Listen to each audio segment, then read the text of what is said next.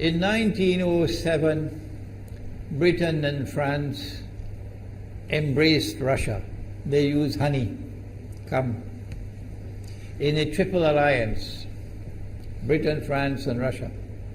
And the honey that they used to trap Russia was that if we win the war that's coming with the Ottoman Empire, you will get Constantinople, which is what Russia wants. But they promised Russia one thing through the front door, and they took it back through the back door, like what they did to the Arabs. These are people with PhDs in deception. If they tell you that the sun is shining, don't believe them.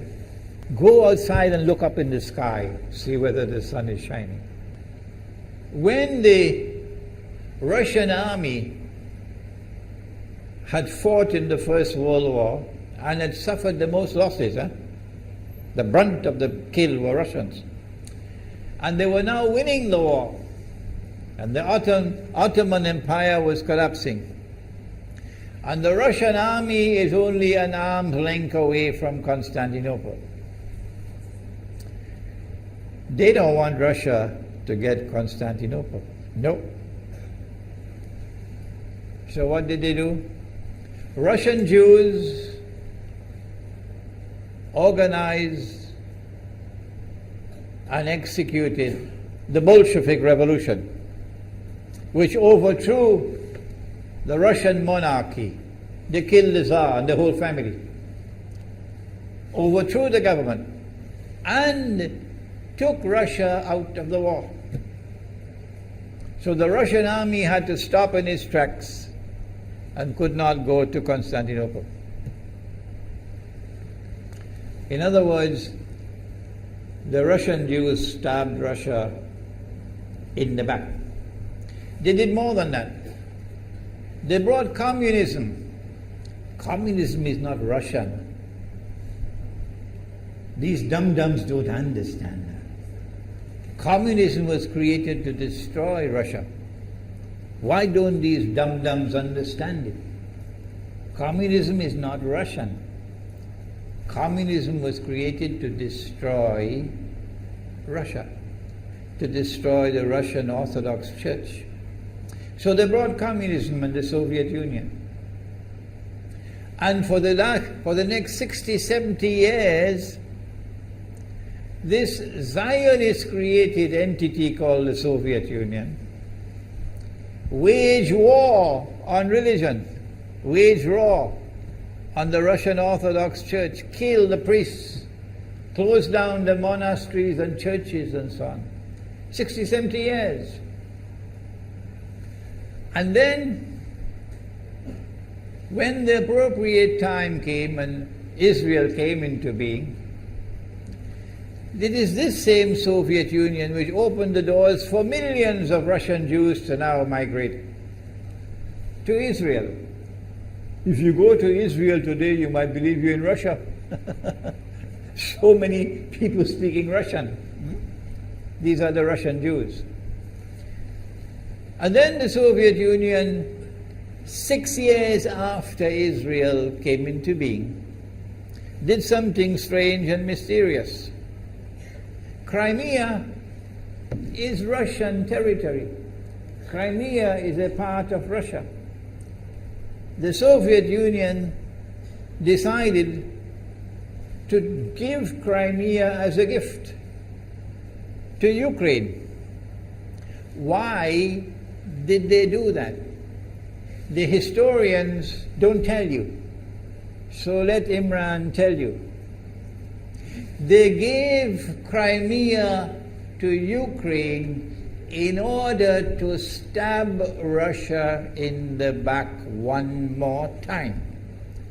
Because if Russia loses Crimea, it will enhance Israel's security. The Russian Navy is based in Crimea, and there's a straight line from Crimea to Constantinople. To get out of the Black Sea and to get into the Mediterranean Sea, you got to pass through the Bosphorus. And the city of Constantinople is located right there on the Bosphorus. So they gave Crimea as a gift to Ukraine. They never bothered to consult the people of Crimea and get their consent. No. They never bothered to seek the permission of the Russian people. No. But Washington doesn't want to hear that. The foolish man who now sits in the White House of the United States, the foolish man who would like to pretend that he's a man of wisdom, he doesn't want to hear.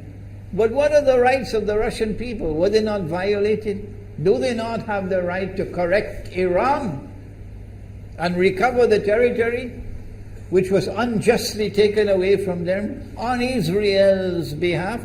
Obama doesn't want to hear that. It's inconvenient for them. But in this masjid, we will expose whether it's convenient to you or not. They did more than that. Not only did they give Crimea to Ukraine, but earlier on they gave eastern Ukraine. Eastern, part of it now eastern Ukraine was Russian. It was Russian. And the Soviet Union gave it as a gift to Ukraine.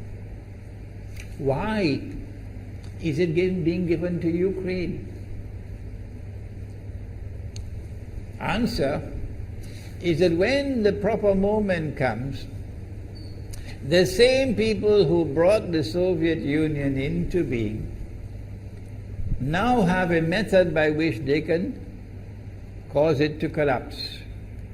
The method that they're using now in Venezuela, popular demonstrations, they did it in Egypt, they did it in Tunisia. They are masters of that. They did it with the Soviet Union. I used to think that the Soviet Union collapsed because of Allah's kindness. But I was wrong. No, it was the Zionists who brought down the Soviet Union because they didn't need it anymore.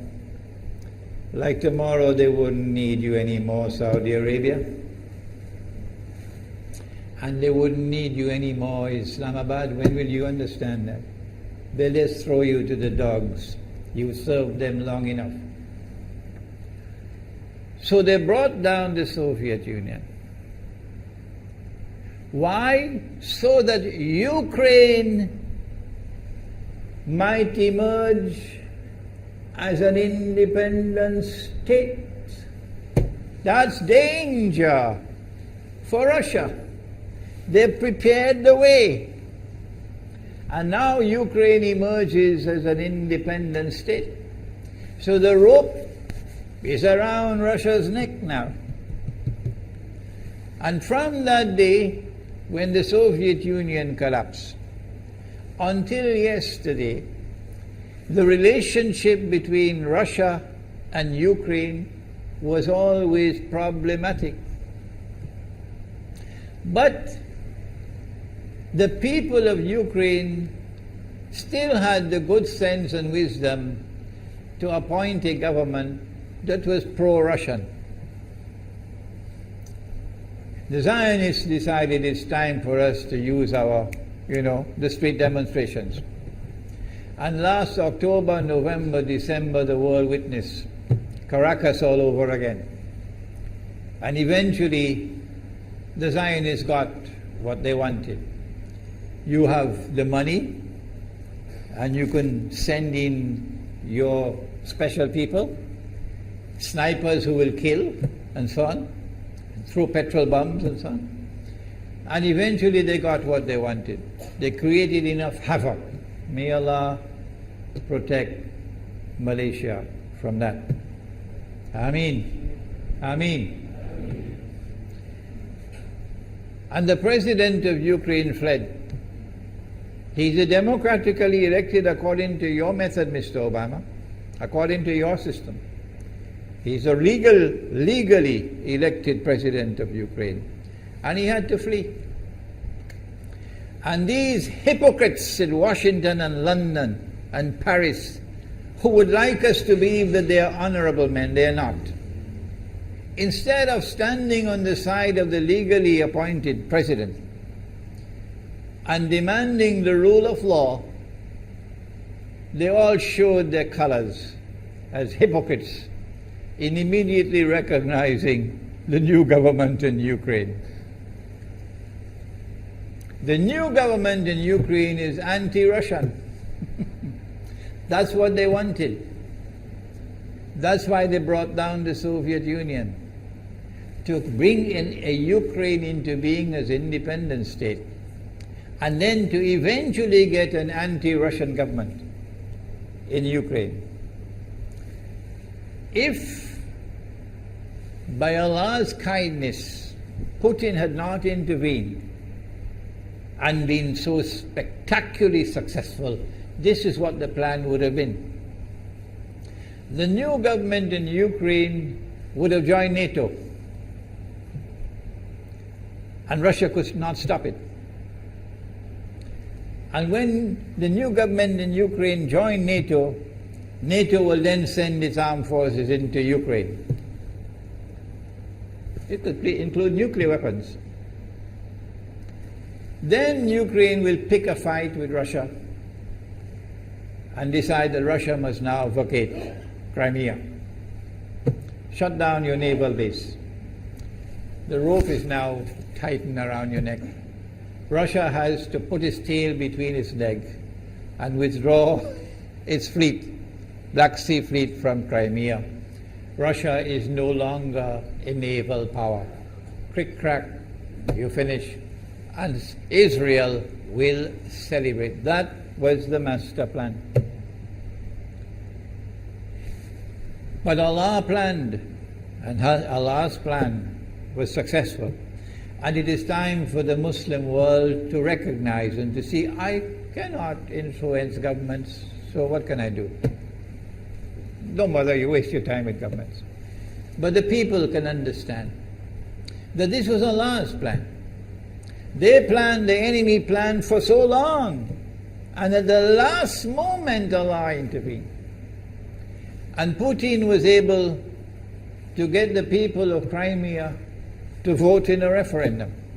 And they voted 90-something% in favor of returning to Russia. They were a part of Russia, and they want to return to Russia. So Putin was successful in delivering to the Zionist movement the first defeat it has ever suffered, significant defeat, in the more than 100 years since the Zionist movement was established. If that is not a sign from Allah, it's time for you to wake up.